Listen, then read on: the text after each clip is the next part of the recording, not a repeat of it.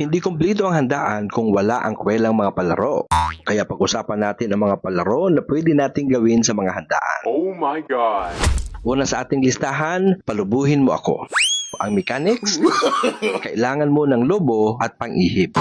Sabay-sabay iihip ang mga player at kung sino ang unang makapagpalaki ng lobo, syempre siya ang panalo. May warning tayo, may biglang puputok na lobo at may biglang sisigaw na nanalo na ako kahit hindi pa. Pangalawa, egg hunting. No.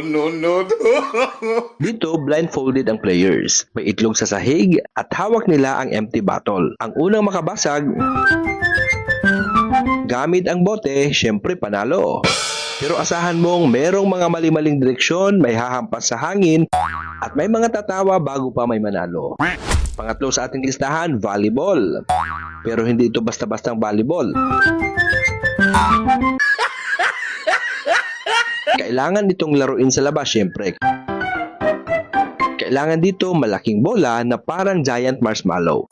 Ito ang magiging volleyball. Ang goal natin, ipalagpas ang bola sa kabilang side. Pero in reality, mas madalas tumama sa ulo ang bola kaysa sa kabilang court. Ito ang tawag naman simhot at supsup. Ang mechanics dito, kailangan may inhaler at lollipop.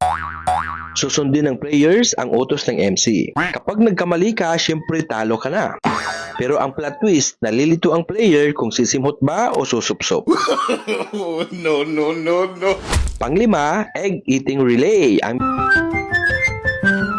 mechanic dito syempre by team. Kailangan maubos ang itlog sa relay style.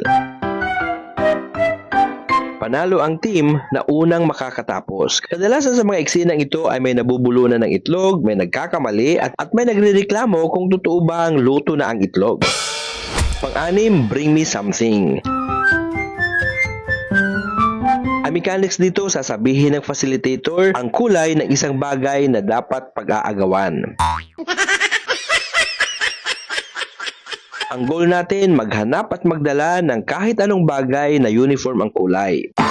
Isa itong classic Pinoy move kung saan kung ano ang dinala ng facilitator ay siya namang pag-aagawan ng players. No. Pangpito, pabilisan ng lobo. Sa larong ito, kailangan paunahan ng pagpapalaki ng lobo. Siyempre, ang winner ang pinakamabilis at hindi nahimatay sa kakaihip. Pangwalo, ubusan ng mansanas. Ang mechanics dito, dapat by pair ang player. Kailangan ubusin ang mansanas at ang winner natin,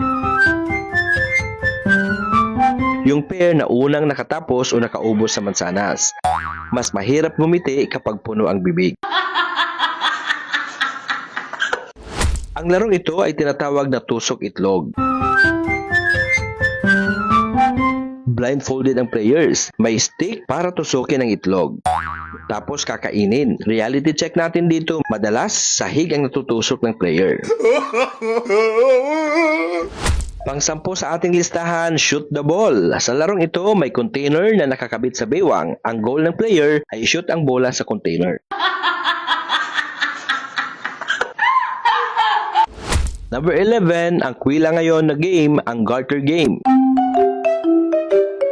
Dito may garter at music. Kapag tumigil ang music, kailangan ang player makawala sa garter. Kaya ang resulta, may biglang tatalon, may gumugulong, at syempre may maiiwan, at lahat magtatawanan.